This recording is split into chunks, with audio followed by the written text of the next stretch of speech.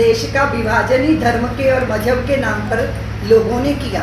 भारत के टुकड़े हुए और जिसकी पीड़ा, जिसके जख्म अभी तक हरे हैं। धर्म मजहब के नाम पर देश का विभाजन हुआ तो जो शेष भारत है वो तो अपने आप ही सनातनियों का हिंदू राष्ट्र है। बागेश्वर धाम वाले शास्त्री जी जहाँ भी जा रहे हैं, भक्तों का इतना बड़ा जन सैलाब उमड़ कर आ रहा है। पटना में उनका कार्यक्रम था, लोगों ने करोड़ों रुपयों का तो व्यापार किया है। आप आश्चर्य करेंगे, करोड़ों रुपए के नारियल बिक गए हैं। हमारे तीर्थ हैं, हमारे मंदिर हैं, उनसे कितने भूखे पेटों को भोजन मिलता है, कितने रोजगार मिलते हैं। साध्वी दीदी ऋतंबरा का बागेश्वर धाम सरकार को लेकर बड़ा बयान सामने आया है। उन्होंने कहा कि बागेश्वर धाम बागे धीरेन्द्र कृष्ण शास्त्री जी ने करोड़ों लोगों के लिए रोजगार के अवसर पैदा किए हैं। आगे उन्होंने हिंदू राष्ट्र पर भी बड़ा बयान दिया है। उन्होंने कहा कि भारत के टुकड़े होने के बाद बाकी बची भूमि हिंदू राष्ट्र की है, लेकिन हिंदू धर्मनिरपेक्षता का समर्थन करता है, क्योंकि धर्म के नाम पर देश का विभाजन पहले ही हो चुका है। इस विभाजन की पीड़ा आज भी देशवासियों के दिल में है। देखिए, इस देश का विभाजन ही धर्म के और मजहब के नाम पर लोगों ने किया, क्योंकि इस्लामियों ने कहा कि हम हिंदुओं के साथ नहीं रह सकते, इसलिए हमें अलग देश दिया जाए। भारत के टुकड़े हुए और जिसकी पीड़ा, जिसके जख्म अभी तक हरे हैं, क्योंकि ये अप्राकृतिक विभाजन है। लेकिन इसके बाद भी अपनी मान्यताओं को मान देना जिनको महत्वपूर्ण लगा, उनकी मंशा पूरी कर दी गई। और यद्यपि नेताओं ने कहा था कि हमारी लाश पे विभाजन होगा, लेकिन हुआ। ये भी एक तरह का समझौता ही था कि कुछ लोग संतुष्ट रहें, तृप्त रहें। तो स्वाभाविक रूप से जब धर्म मजहब के नाम पर देश का विभाजन हुआ तो जो शेष भारत है वो तो अपने आप ही सनातनियों का हिंदू राष्ट्र है। बस यही हमने कहा और यही सत्य है, और ये अकालबाधित सत्य है।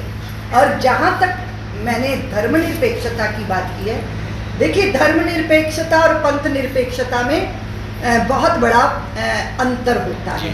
जो लोकतांत्रिक व्यवस्था है वो बिना जाति, धर्म, मजहब को देखते हुए सबकी व्यवस्था सबके लिए प्रयत्न करने का प्रयास करती है। यही हम भारतीयों की हृदय में गहरी मान्यता है। इसलिए हमने हर तरह की विचारधारा के लोगों को अपनी धरती पर शरण दी और उनको पनपने और फलने का अवसर दिया।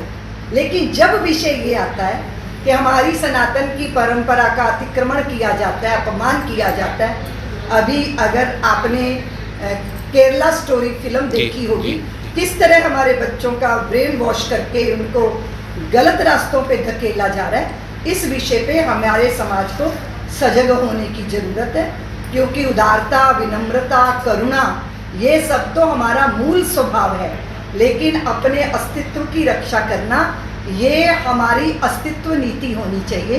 यही मेरा सबसे निवेदन है। सभी लोग धर्मपरायण बने, क्योंकि दो ही आनंद होते हैं, एक विषयानंद और एक ब्रह्मानंद। तो जो विषयानंद है उसकी सीमाएं हैं और जो ब्रह्मानंद है वो असीम है, और उसी के लिए हमारी चित्त चेतना आकुल व्याकुल है। इसलिए सब कुछ पाके भी अधूरापन जो लगता है वो पूर्ण परमात्मा के चरणों में आके ही उस पूर्णता का बोध होगा।